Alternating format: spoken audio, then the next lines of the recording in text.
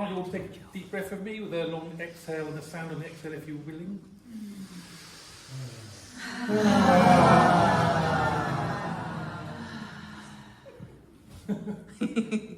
So, a big topic to cover. Only 12 minutes.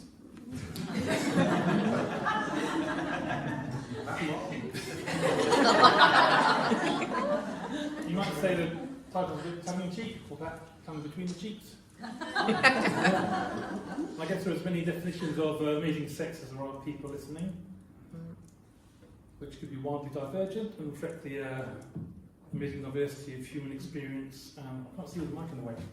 Expression and experiences. So I might not speak to your experience, definitely not to everyone's. And I'll endeavour to be as inclusive as I can and mix a bit of my own experience with what others have said.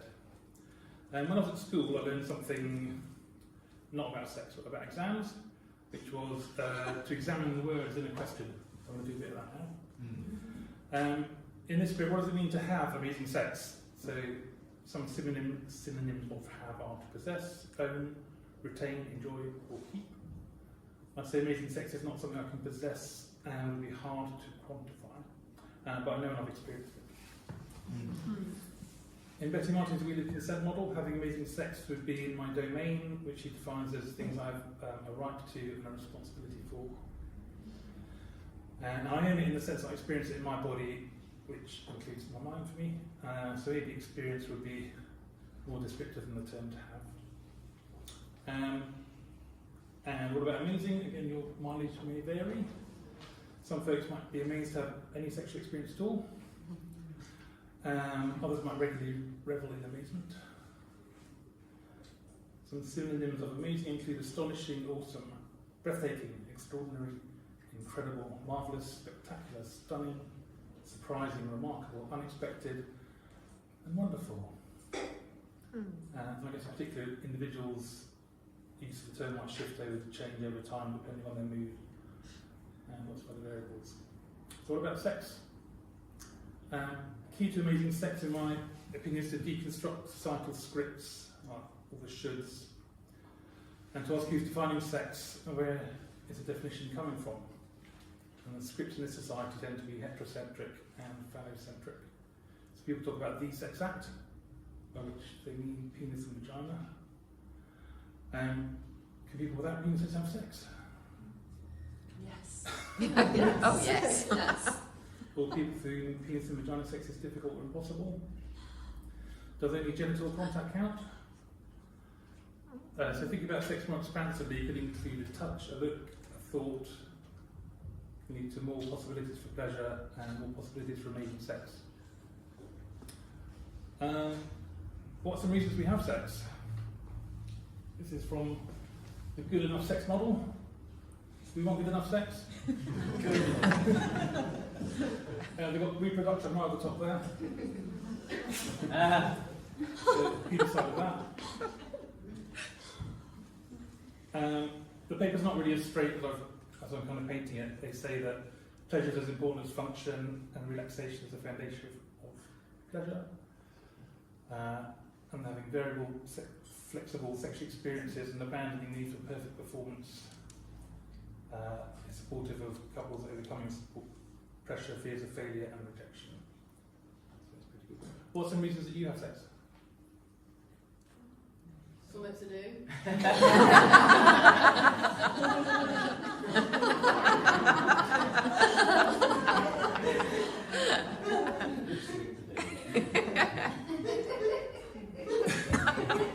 Yeah, so some of you might be looking for trance, spiritual connection, or journeying, orgasm. What about orgasm? This is a picture of so-called normal sex from Robert Anthony Wilson's Sex, Drugs and Magic, The Journey Beyond Limits. And I've got a bit of a roundel here, and then a bit of a quite long round, and then a peak, and then there's a resolution phase. Depends on how long that is. Yeah, no multiple orgasms. And so Robert Wilson has a the stages beyond that he describes in his book.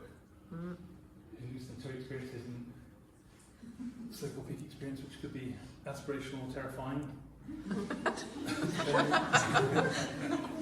So I'm going to present 3 keys to potential amazing sex that might help it to be more likely to occur. One of which is curiosity. And I think learning for me is a really important and fun part of sexual interaction. Like having a fun ball down there might not be as amazing as having a more nuanced experience. More knowledge can lead to greater granularity and the possibility of more precise differentiating between possibly adjacent areas.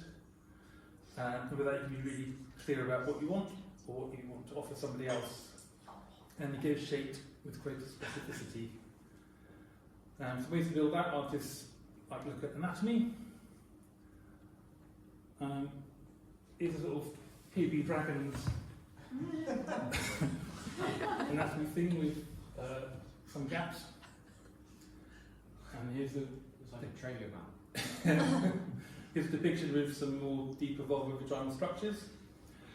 So if you know that there are clitoral legs, for example, then you can intentionally interact with them. But if you don't, then you can't. Same goes for the bulb of the penis and prostate. If you're aware of them, then you will look to find them and play with them. So these pictures are depicted sort of general versions of genitals, and individual genitals may be very different. So there's a sort of a general. Most people fall in a particular area, and then there are massive variation between individuals. So it's good to be aware of that.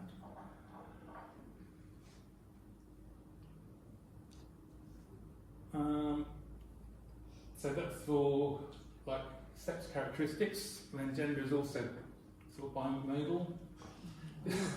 This is a picture depicting some variations. The author, Amanda Montanez, says the graphic shows a small cross-section of these conditions, she means intersex conditions, and the pathways they can follow.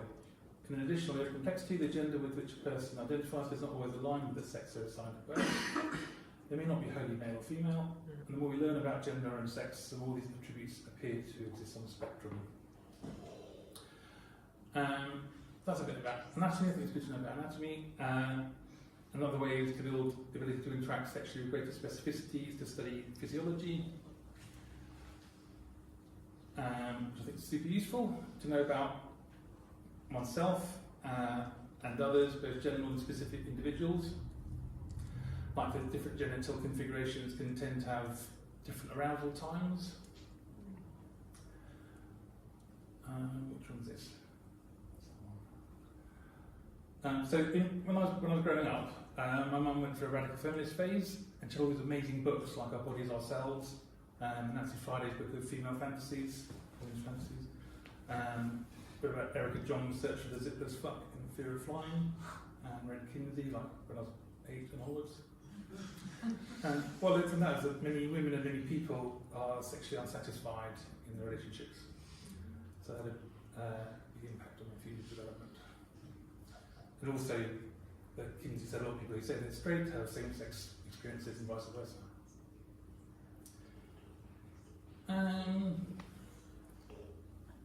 So another thing to explore could be what are our scripts, what's our individual turn-ons and our kinks.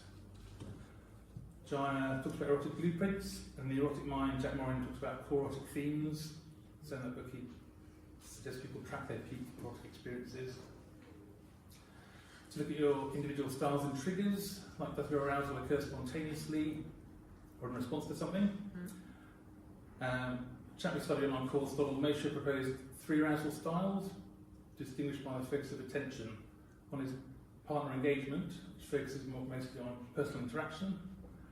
And another one is self-entrancement, somatic or trance arousal, which focuses more on the individual's body as a source of pleasure.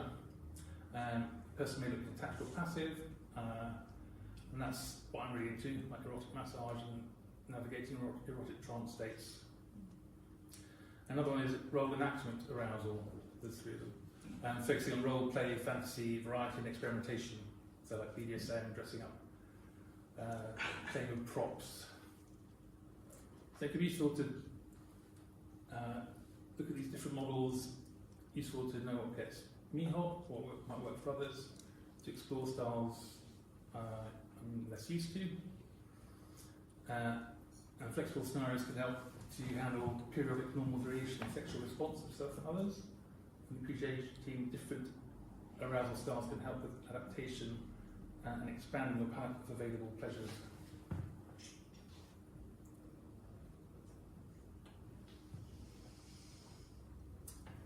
Theory, that's a bit of theory, and then practice as well. Practice. if you always do what you always do, you'll probably get what you always got. So thinking back to amazing, meaning unusual or novel, epiphanies usually take us by surprise by doing something unusual or different. So can you guarantee amazing sex? Not always, right? But you can make it more likely to occur, I think, by practicing alone, with another, and or with others. Genital mapping is a sexological bodywork practice that builds granularity and differentiation, so you can make more specific requests. And on the CSP course, we talk about concerto space, which is like an orchestra playing, everyone's in time, everyone's in tune, everyone's doing the same thing and comes to a crescendo at the same time, versus practice space, where you might make mistakes, kind of jam, play with things, test things out. And sex is often seen as it should be a concert, that musicians practice more than they perform. So erotic experimentation benefits from being erotically creative without moral judgments and repercussions. It's good to expect and accept that it might seem boring at times if you define sex as something that has to work, or flow, not flow. Seeing sex as play and exploration can get away from the pressure for perfection performance.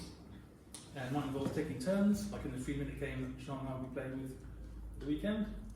And moving away from the model of both people should be getting off equally at the same time, although that could totally happen too. And it might involve playing with things, experiencing things more than once, to find the juice to learn new skills, to find new ways of feeling, to build new experiences or get acclimatised to them. So for example, most people with penises would have to do a lot of practice to have non-ejaculatory orgasms. The practice also builds neuroplasticity. Neurons that fire together, wire together. So repetitive practice over time creates and builds new physical pathways to pleasure. Example of that is for some people, playing with their G-spot might not be, the more they play with it, the more they might build those connections for pleasure and for sensation. Curiosity, communication. So communication, as many people have mentioned, previous speakers have mentioned, is really important to communicate, to be vulnerable, to be open, to be clear about what's happening, and learning how to articulate that. So I might take practice again, noticing what I want, being able to articulate it, being able to make requests, and be specific. And the third key, I think, is compassion. So being kind, I like Carl Rogers' core conditions of counselling, that empathy, congruence and unconditional positive regard. So being kind with myself, being kind with others, being kind with yourself, letting go of perfectionism and shoulds. This is a slide from a colleague, Klein Katz, about what they think contributes to optimal sexual experiences. This is from a talk at Breaking Convention, the Psychedelic Conference, where they did a study on mushrooms and depression, but they worked in questions about sex as well. So they were able to extract that and do a presentation purely on sex and psychedelics. So psychedelics, MDMA, will also lead to amazing sex. enhanced if you have curiosity, communication, and